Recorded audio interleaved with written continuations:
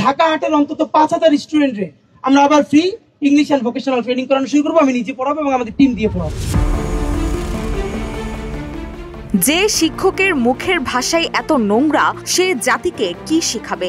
নিজে মানুষ হবার শিক্ষা নেই, কিন্তু স্বপ্ন দেখে এমপি হওয়ার। ওসমান হাদিকে নিয়ে 22 নভেম্বর নিজের ভেরিফাইড ফেসবুক আইডি থেকে দেওয়া একটি পোস্টে তার ভাষা ও আচরণ নিয়ে তীব্র সমালোচনা করেছেন নীলা ইসরাফিল। এর আগে 5000 শিক্ষার্থীকে বিনা পয়সায় ইংরেজি শেখাবেন ঢাকা 8 আসনের নির্বাচনী প্রচারণায় গিয়ে এমন ঘোষণা দিয়েছিলেন স্বতন্ত্র প্রার্থী ওসমান হাদি। তার এই ঘোষণার পর কঠোর সমালোচনা করেন নীলা ইসরাফিল।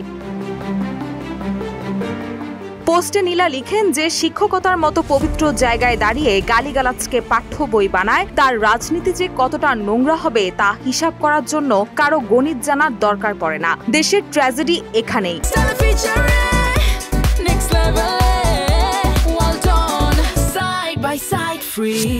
অশিক্ষিত আচরণই যেখানে যোগ্যতার মাপকাঠি, সেখানে ক্ষমতার চাবি সবচেয়ে নোংরা হাতে চলে যায়। তিনি অভিযোগ করে আরো বলেন, যে সংসদে বসে নীতি ঠিক করবে, সে নিজের জিহ্বা নিয়ন্ত্রণ করতে পারে না। এরই মধ্যে আসন্ন ত্রয়োদশ জাতীয় সংসদ নির্বাচনে ঢাকা 8 আসনে বিএনপির মির্জা আব্বাস ও এনসিপি সুজনের বিপরীতে প্রচারণায় নেমেছেন হাদি। নির্বাচনের আগে নিজের প্রচারণায় হাদি বলেন, তিনি তার নির্বাচনী এলাকার 5000 শিক্ষার্থীকে বিনা পয়সায় ইংরেজি শেখাবেন। হাদি বলেন, আমি আইএলটিএস এর অনেক পপুলার টিচার ছিলাম। গত 10 বছরে দেশ বিদেশে আমার হাজার হাজার শিক্ষার্থী রয়েছে।